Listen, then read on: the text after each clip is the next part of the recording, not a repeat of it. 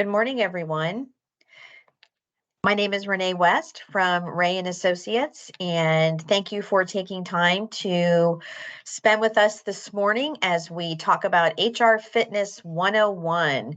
I know HR is a very important subject, and we'll try to make it as fun and interactive as well today. So what we will be talking about from an agenda perspective is HR compliance and looking at recruitment, talking through some family medical leave, looking at harassment, discrimination, employee handbooks, record retention, I-9, and medical marijuana. And we actually have some poll questions in here, so we're going to allow you all to participate and think a little bit this morning. There will be no test, though, at the very end, but we do want to make this interactive. And then we'll also be speaking about HR 2023. What are some top trending topics that we expect to continue into the new year? What are we seeing in the employment landscape?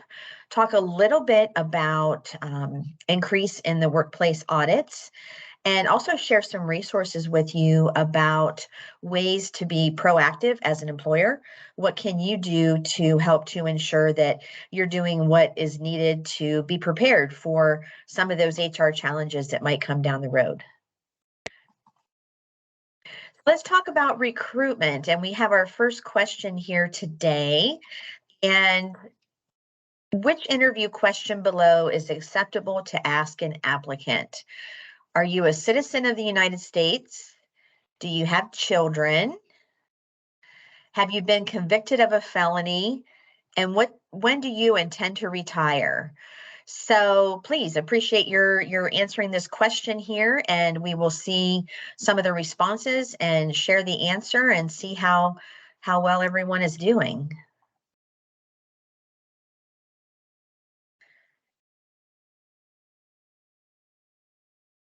Okay, so great responses so far. We still have some coming through. So we're going to give a few more seconds here. And it looks like we have about a little over half of you are asking or saying you can ask, are you a citizen of the US? And then we have the second one as, have you ever been convicted of a felony? So let's look at what the actual answer is. And it is, have you ever been convicted of a felony? So a lot of you had answered, are you a citizen of the US, thinking that that is okay to ask, especially in today's, arena with immigration and ensuring everyone is a valid worker. So what should you be asking in that type of discussion? You can ask, if you are hired, are you able to provide documentation that will prove you are eligible to work in the US? So that's one of those questions that it's how it's phrased. And what other acceptable questions can you ask that can maybe help determine some of those questions that we said you couldn't ask? So for example, can you work overtime with little or no notice? Can you work evenings and weekends? Questions about skills and experience. Are you able to perform the essential functions of a job as outlined in the job description? Best practice for you as interviewers or individuals that you're training to interview in your organization: shy away from anything related to age, religion, family life, children, when they want to retire. So there's a lot of questions. So there are some good questions you still can ask, but this was just a great way to kick it off here and some of our best practices. Thank you for participating. So when we look at that, we just want to touch briefly here on what are some of the discrimination and federal employment laws. We're not going to get into each one of these, but just mention them. So we have the Genetic Information Act. We have National Labor Relations that protects union membership. We have USERRA, which is the services, armed services, Bankruptcy Act, Consumer Production Act. Title VII is the big one. That is where a lot of the protections for employees fall under race, sex, color, nation of origin, and religion.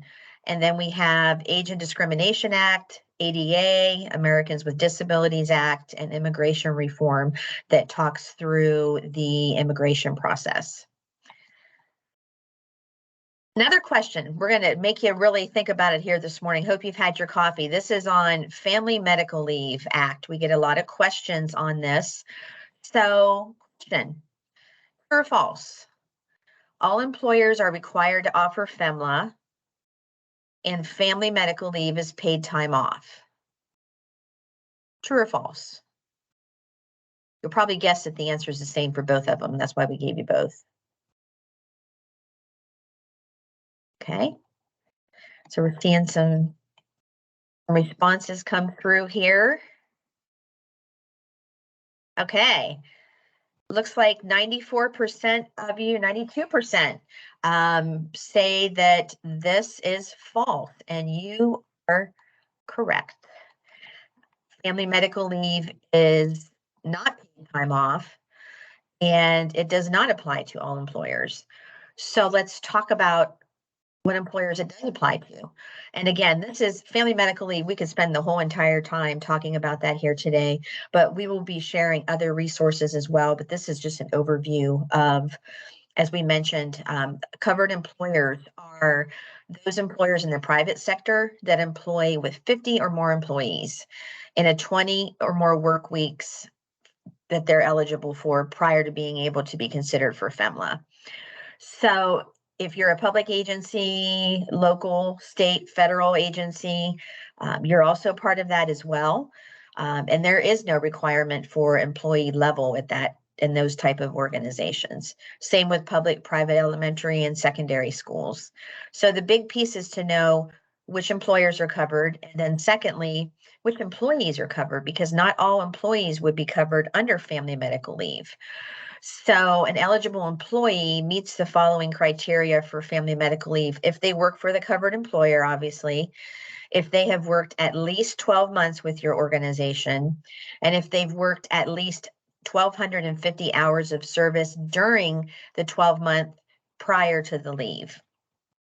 And that they also work at your location that has the 50 employees within 75 miles. So some organizations have multiple locations.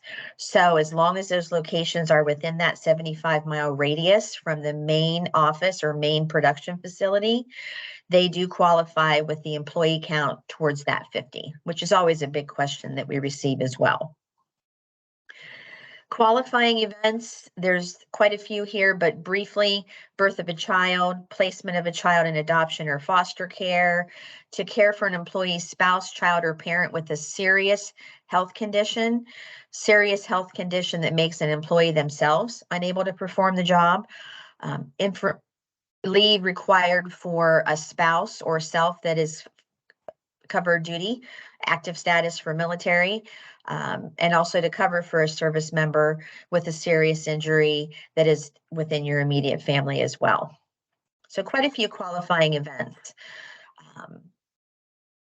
Next one, we're just going to keep throwing them at you here. So harassment, a lot of questions around harassment in the workplace. So we're going to give you a couple options here.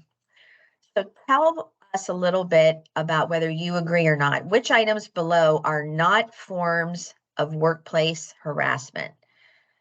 Again, which items below are not forms of workplace harassment?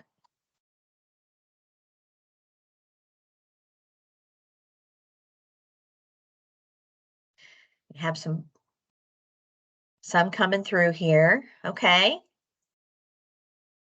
Couple more seconds and we will, so far we have, it looks like a majority of us are saying political is not a form of harassment. I see a couple people that are chiming in here on chat. Thank you for your notes as well. So the actual answer is, surprisingly, these are all forms of workplace harassment, and these are just a sample. There are additional ones. So let's touch base. When we think about, most people think about harassment, you immediately go to sexual harassment. There's also general harassment, which most of these tend to fall under as well. So you have harassment surrounding disability, gender, And yes, political is a form of harassment. We've seen a lot of workplace issues and claims around the political arena, given all the different political climate here of the past few years. Religious, racial, cyber is a newer one, but a very, very popular one. That can also fall under social media or cyberbullying, and age-based as well.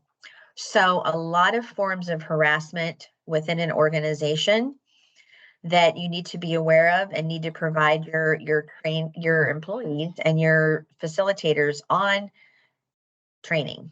So as an employer, what's required of you? Like we mentioned, have your employee handbook updated to support harassment policies. And we'll be talking later in this presentation about employee handbooks and what you should have included in those policies. But be sure that you and everyone in your organization and your managers, supervisors, frontline workers know and comply with organization's policies and procedures. That people know to report incidents that you experience themselves or that they hear of.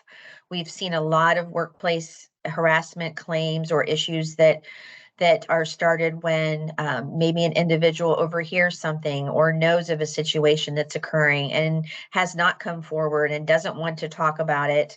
It's important to cooperate in investigations. It's also important to support the victims and support the people that are involved in the issue. There's always more than one person involved, so ensuring that you as an organization are setting expectations to support everyone in the process. And again, the biggest piece is providing training to your employees and supervisors, who they go to, who they should respond to if they have a question or concern. And again, in the handbook, we'll talk about some best practices in that policy as well. But this is definitely a big part of the workplace, very important for you to be aware and know the different types of harassment that are out there.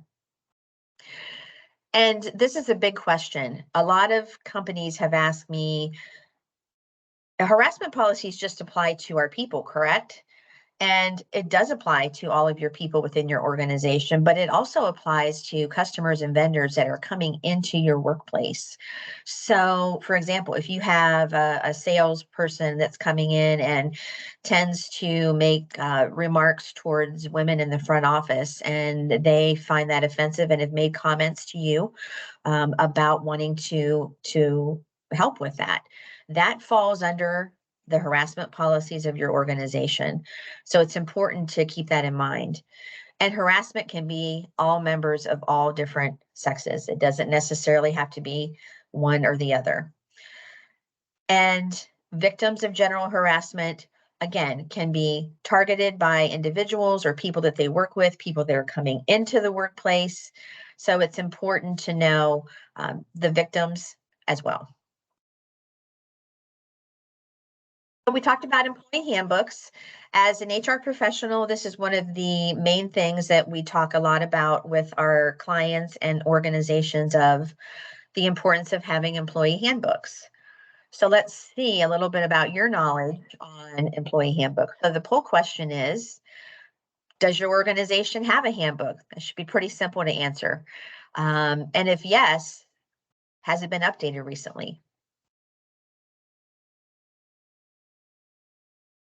We're going to see here how everyone is moving forward. Oh, I am as an HR professional, I am so glad to see 100% everyone on this call, your organization has an employee handbook.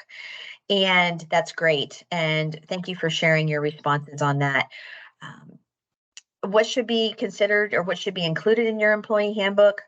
That is pretty lengthy. So we're going to talk a little bit about that, but wanted to share some thoughts on employee handbooks as well.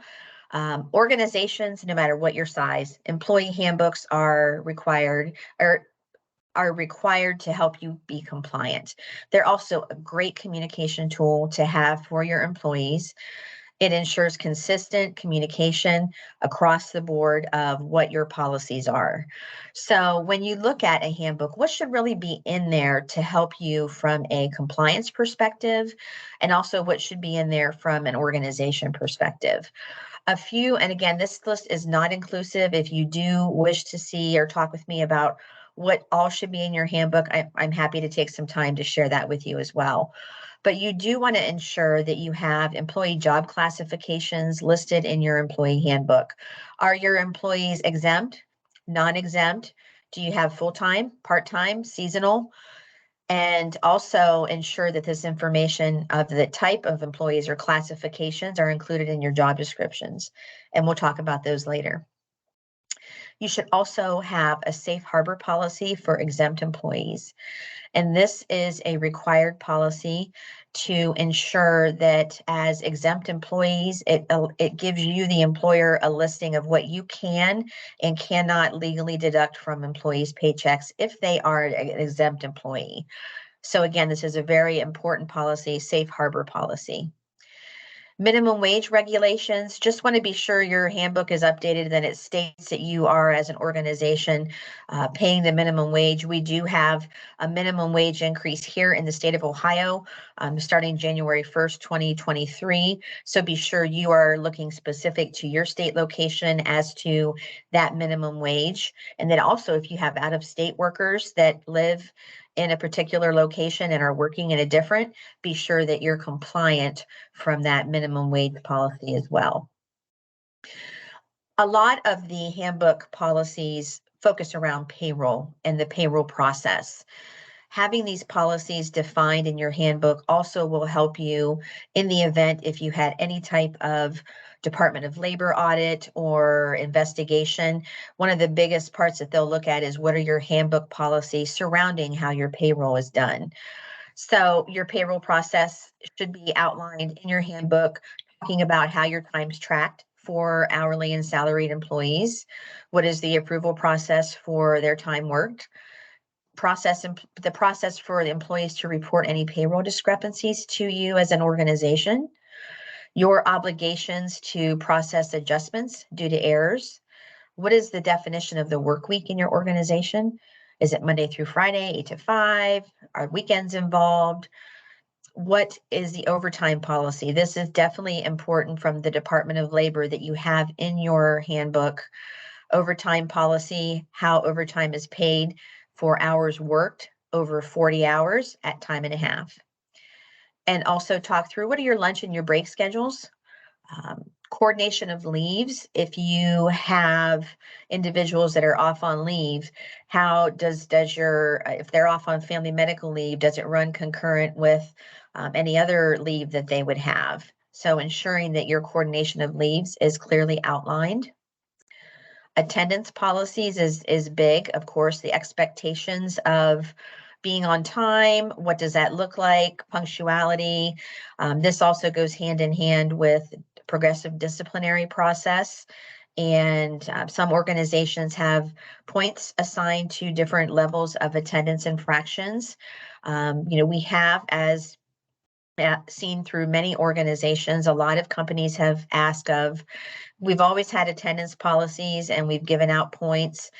Given the challenge of the recruiting market and retention market right now, some companies have said, do we even need to do the attendance policies? Because we're going to have people pointing out and maybe leaving our organization. Again, we are not lawyers, but it is a best practice to ensure that you are consistent in your administration of your policies. And if you have people that are abusing that system and not being corrected for it, you run the risk of your existing employees seeing others getting away with things. So consistency in your policies is very crucial. And payroll deductions. Do you have authorization forms in place for your employees to authorize any type of deductions? Another question for you. So as we talked about the challenging recruiting market that all of us are experiencing, have a question for each of you as to whether or not your organization has increased employee wages recently within the last year due to the tight recruitment market.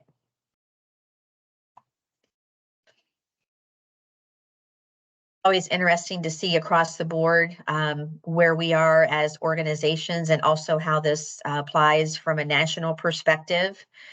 And so far, we're seeing 79% of us yes,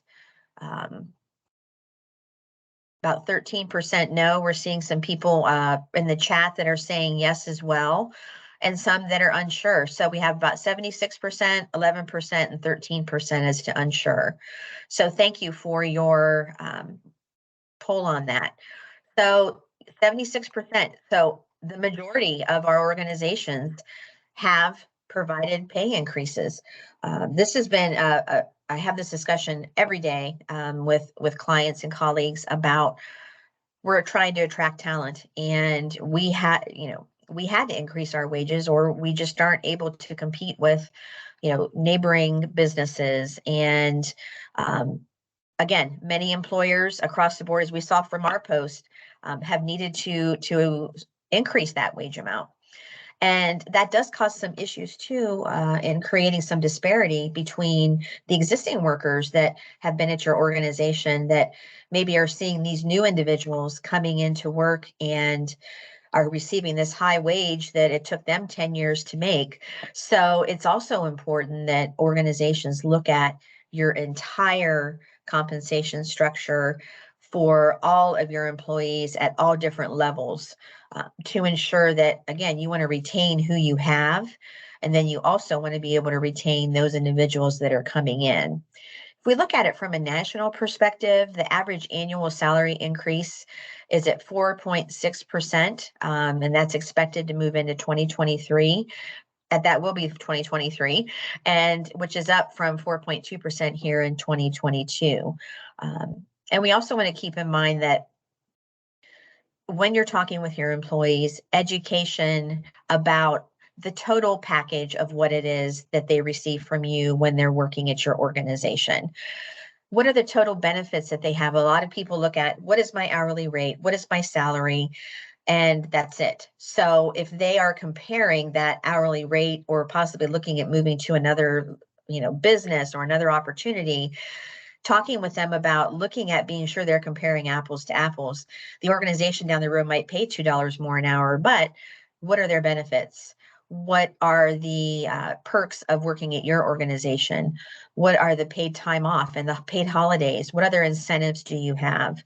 And being able to share with your employees that total comp summary is definitely an ability for you to educate, to promote the importance of why you feel it's great to work at your organization, and share that information with them. We're seeing an increase in companies actually completing total rewards compensation statements to give to their employees at the end of the year, or the first of the year for the previous year, to show, here's what your total benefit package is. And it's a great resource. We actually have a template for that too. Should there be something that you would like to learn a little bit more about that, please let me know. But again, this is going to continue going into, it's going to be here for a while. So looking at your total comp structure and really being sure that you are taking care of your employees, and that you're also able to bring new individuals in. And we'll talk a little bit further about some resources to help you with that. Another question for you. So one of the biggest pieces of HR is record retention. I hear from so many individuals about, what should I keep? What can I throw away? What do I need to put here and there? So let's test your knowledge here on employee record retention. Employment applications should be kept on file for how long? Indefinitely, as long as the employee is employed, or 1 year after the creation of the document, or the no hire, whichever is later.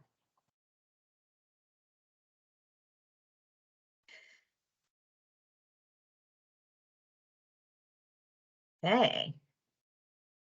So we're seeing some responses coming through here, and it looks like we have about a little over half are saying 1 year after the creation of the document, or the hire, no hire decision, whichever is later. And good job, that is the answer. And it's great to see that each of you have that knowledge. Employee record retention is definitely something as well that can help you and knowing what you can keep, what you can purge, also what you could need to keep from an electronic perspective and what that looks like. We will share with each of you, in addition to the PowerPoint presentation today, an actual copy of the federal record retention as it relates to HR documents. And this is just a snapshot of a couple pieces of that. Again, the full piece will be able to be viewed by you as well. But this breaks out, just talking through job applications, resumes, what records to keep as it relates to promotions, demotions, etc. Whoops, I went ahead a little bit too quick there. Again, there are other pieces and parts of this, but that retention schedule will help you. It also shares payroll records and OSHA records and all the different parts of HR. So that will be a great resource for you. So we're happy to share that. So let's continue on to another poll question. This is a big question, highlighted a lot in the workplace now, I-9 forms. We'd like to see your thoughts on true or false. Only employers with over 10 employees are required to complete the I-9 for their employees. True or false?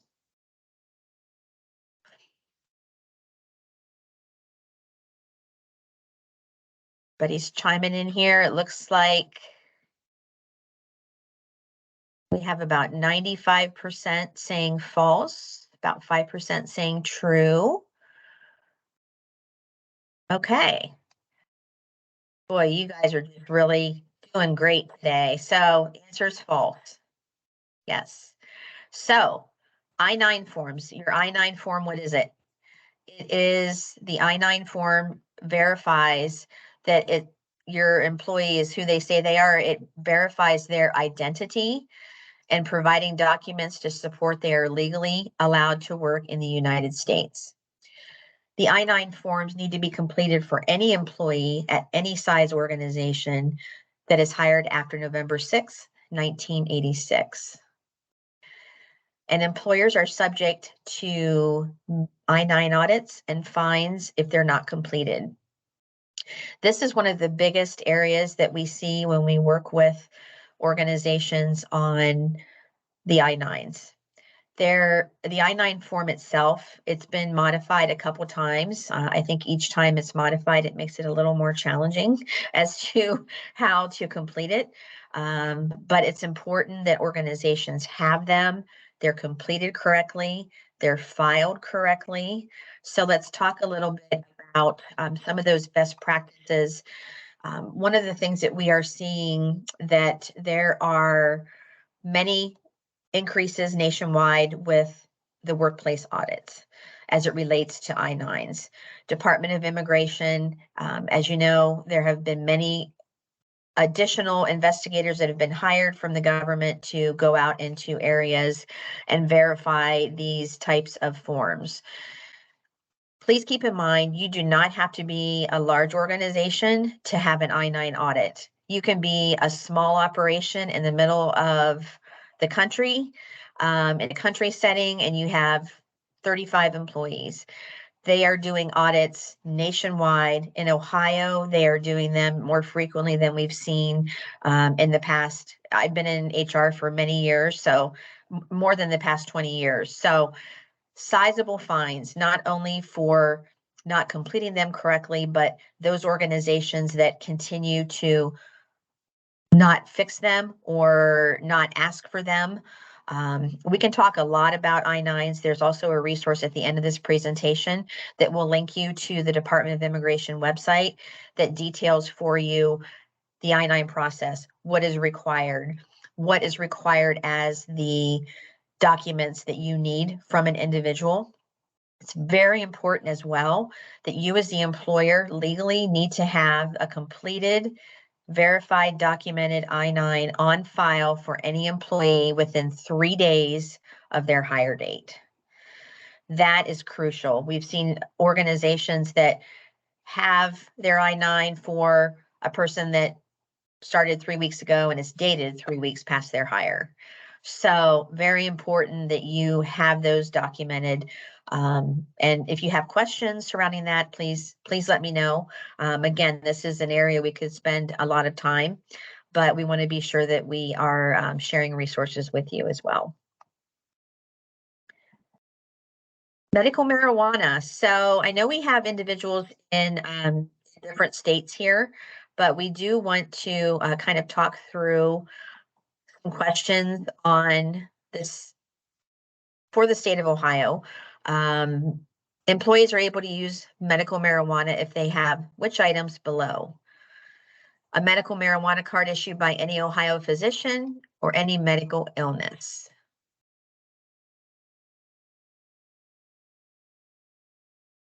Kind of see where we are.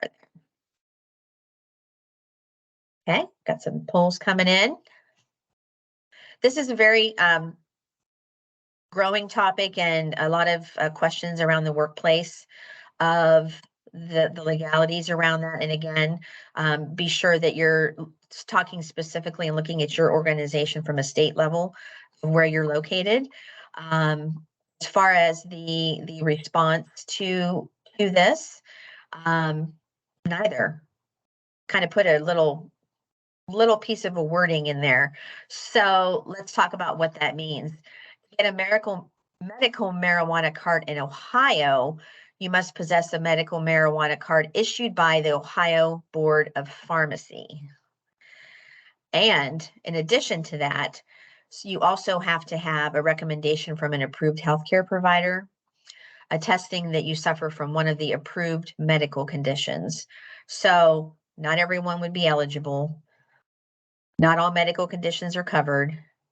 You have to be sure that you have the medical release or medical information from your doctor, and that you also have the Board of Pharmacy for that medical marijuana use.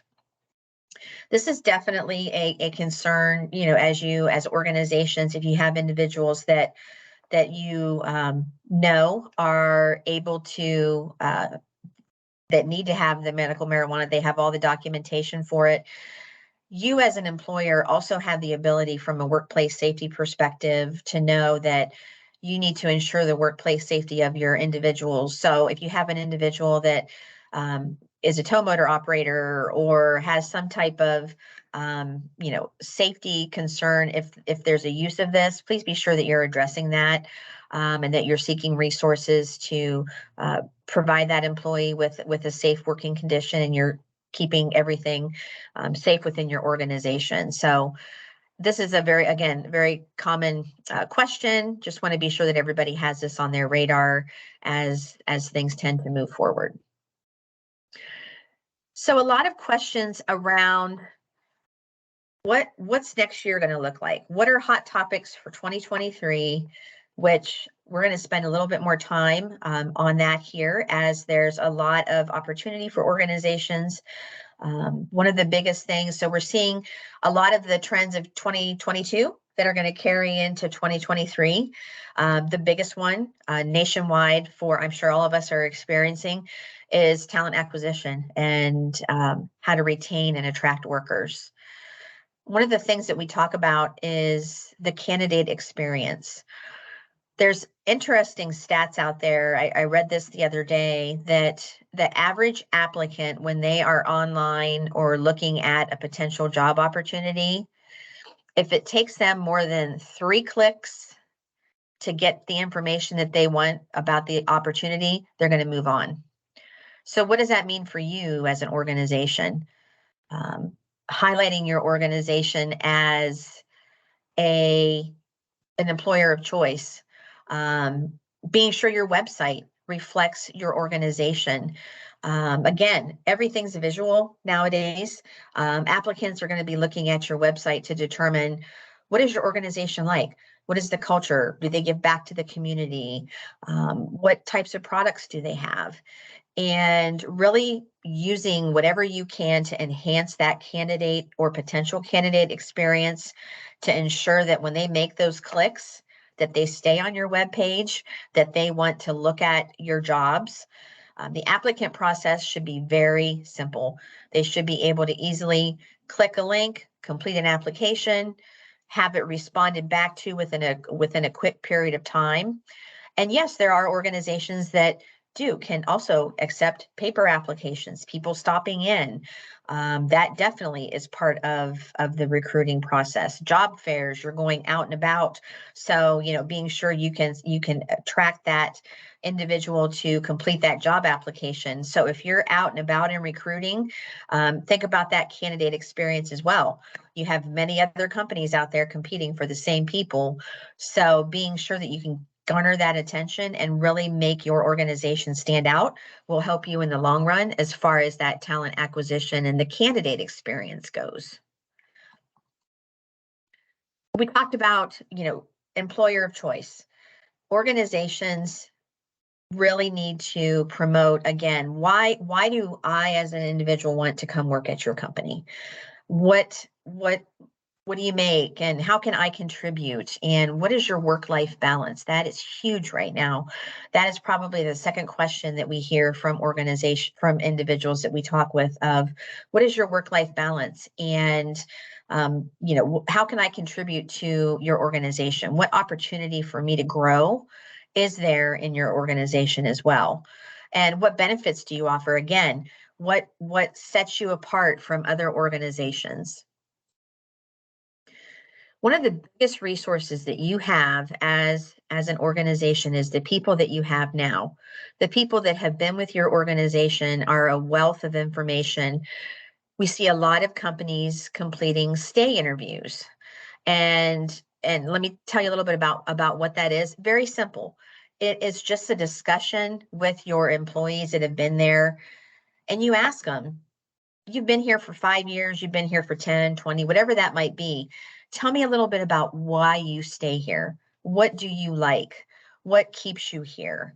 That is great information for you to use as opportunity to recruit individuals. If people are saying, oh my heavens, it's your benefits, your benefits keep me here, it's A, B, and C. Whatever they're telling you, use that information to help turn that into a recruiting option for you. Obviously, too, your employees are those that are going to refer other employees to come in, but take time and talk to your employees about why they stay there. And we've seen a lot of organizations that have really kind of changed some of what they do based on other just general employee surveys. And when I talk with companies where I have heard some say, we don't have time for employee surveys, people aren't going to answer them because they're not anonymous. There's easy ways for you to do employee surveys. You can use SurveyMonkey, and it's very simple. It's anonymous. It gives you as the employer data back from your employees. It also is a communication tool where you can share with your employees the results of those surveys, what improvements you're making, what changes you're making. A lot of organizations also look at those employee surveys to help garner what type of benefits they're sharing.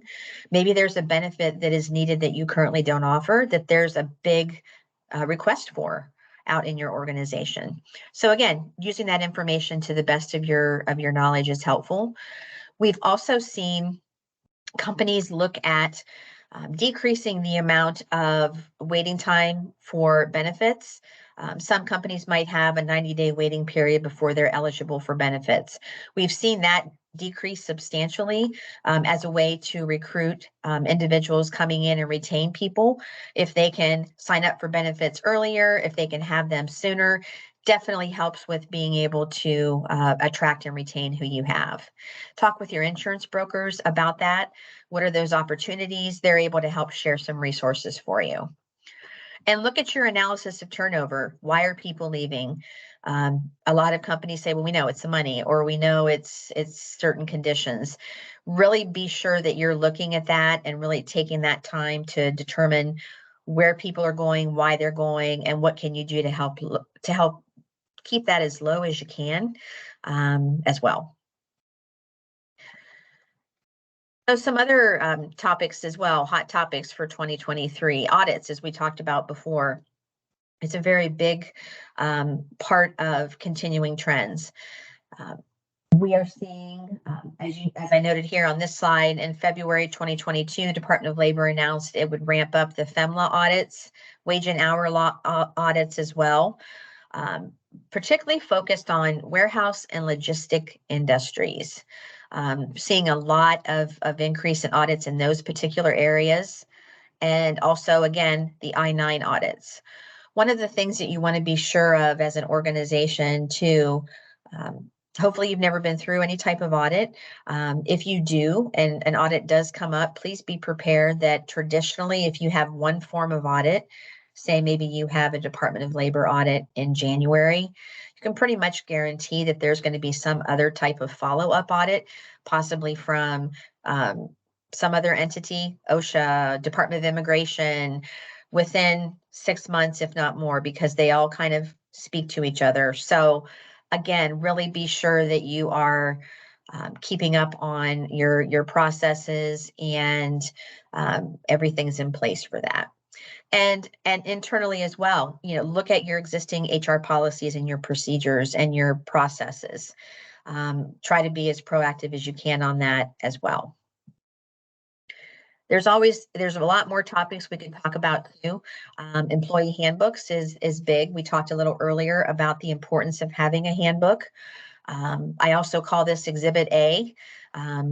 Anytime there's any type of employment lawsuit or dispute or anything related to that, lawyers are going to ask for, what is your employee handbook? And if you don't have one, it can definitely harm you in any type of those instances. Employee development and training, this is huge. What are you doing to help develop and train your employees? And that's existing employees and new employees coming in. There are opportunities for cross training, job sharing, job development, job rotations. What can you do to continually provide a learning environment for your employees? Talk about different options too, as well as leadership training, coaching essentials, items for your managers and supervisors on how to supervise people. They're your frontline leaders that are dealing with employees and helping them through questions and issues. So really be sure that you're providing a number of different types of trainings in addition to those annual compliance trainings that you have. Employee development is huge. And retention helps when employees feel they are given the opportunity to grow. It increases retention when they can share their knowledge and know that they are contributing to your workforce. Another big topic to keep an eye on and ensure that you're providing are employee mental health services for your employees. A lot of organizations have EAP services, employee assistance plans. Really be sure you're sharing with your employees the benefits of these services, what they are, how they can access them. Many EAP services have, other than just mental health services, they offer financial services, elder care, help with wills, counseling for drug abuse. So a lot of these services obviously are free as part of your insurance programs. So please check with your brokers about what your EAP services are. And again, keep it forefront for your employees. Stress the part of it being anonymous as well. But we're seeing a definite increase in companies really promoting and taking care of their employees' mental health. People that are, healthy are going to be more productive, they're going to be on time, they're going to really contribute. You also want to be sure that a lot of these services are applicable to family members as well to help through certain situations. And also keeping up on compensation and incentive programs, always looking at what are your comp plans, what incentive programs do you have as well as part of your growth for an organization. Compensation will be huge. Also looking at evaluating your existing structure based on the type of jobs that are being done. A lot of organizations that we've spoken to have had existing comp structures that have been in place for years, and maybe the duties of the jobs have changed, that having an alternate comp system or looking at what actually is being done would be helpful and also be more applicable to current work that is performed. So what can you do as an employer to be proactive and kind of be in front of all of those things that we've talked about here today? One of the biggest things that we talk with organizations about, and that I think I say a couple times at least a day, is be consistent in the administration of all of your policies. There's nothing that can open you up for more risk than if you administer policies in a different way for person A, person B, and person C. Very important. Now, there are always gray areas. There are always policies or different things that situations that might come up that you need guidance on. Please be sure if you have a legal resource, if it relates to any of the disabilities or harassment issues, that you have that resource available. Also, again, current employee handbook. I have some organizations say, well, we have a handbook, but it hasn't been updated since 1983. Well, there's a lot of updates that I'm sure have happened as an organization that you want to share. You also want to be sure your employee handbook is compliant. We suggest an annual review of it just to ensure that it is completed, and also have a resource for you if you have questions or know that any pending legislative updates are also addressed as well. Provide annual harassment training for your supervisors and employees. This is huge. The harassment training that we talked about earlier, all those different types of harassments should be mentioned and should be shared as a form of harassment that go in with your policy. We also suggest as a best practice having a separate training for your supervisors, managers, or leaders. And the reason that we say that as a best practice is because they're your frontline individuals where an employee is more than likely going to go to and say, I'm having an issue. They, as supervisors and managers, need to know what they should be looking for. If they hear of certain things, what they should be reporting back to HR or back to their leader of something that needs to be investigated. So there's kind of two levels of that training that you should be sure that each of your employees have. Review your job descriptions for all of your roles within your organizations.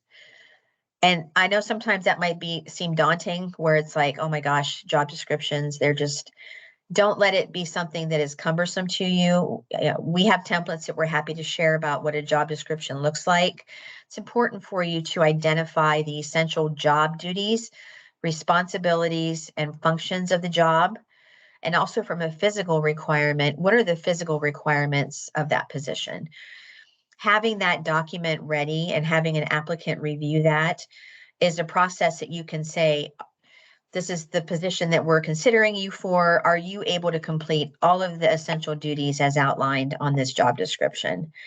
If there's an individual that has a disability or is requesting an accommodation, the job description will be the basis of that starting of that discussion for you as an employer to know what those requirements are. So job descriptions, again, should be reflective of your organization, what they're currently doing, what their job consists of, and those essential functions, roles, and requirements that we just spoke about. Be consistent in employee communication. The more transparent you can share with your employees about processes, policies, what's going on, what resources are out there, how the business is doing. Obviously, there is some information that you just can't share with your employees, but be as transparent, be as consistent in your communications as possible. Employees want to know what's going on in an organization, what's happening, what are opportunities, what's going on. So that can be done. Some companies have monthly meetings or a state of the company address, maybe quarterly. Anything you can do, and again, be consistent in what you're doing. Employees then expect to have that communication, because if they aren't getting answers from you as an organization, they're going to start making up stories, and you don't want that. So again, take time, talk with your people, and listen to your people. And review your HR practices and procedures to identify areas of risk. Like we talked about, I-9s, are they done correctly? Are you recruiting correctly and asking the right questions? Are your leave and absences tracked accordingly? So there's a lot of resources that you can do internally to protect yourself and also be sure you're compliant. and able to help your organization grow. I know that was a lot of information. I did also want to share that here are some resources that you can utilize as well if you have specific questions. We also will share a copy of this PowerPoint presentation and share additional resources as well if you have questions. We appreciate everyone's time. And thank you for participating in the polls. I hope you found that helpful. We try to make things as applicable to day-to-day life as we can. Also wish everyone a happy holiday season and appreciate your time and look forward to any questions that you might have. My contact information is here. And thank you for your time.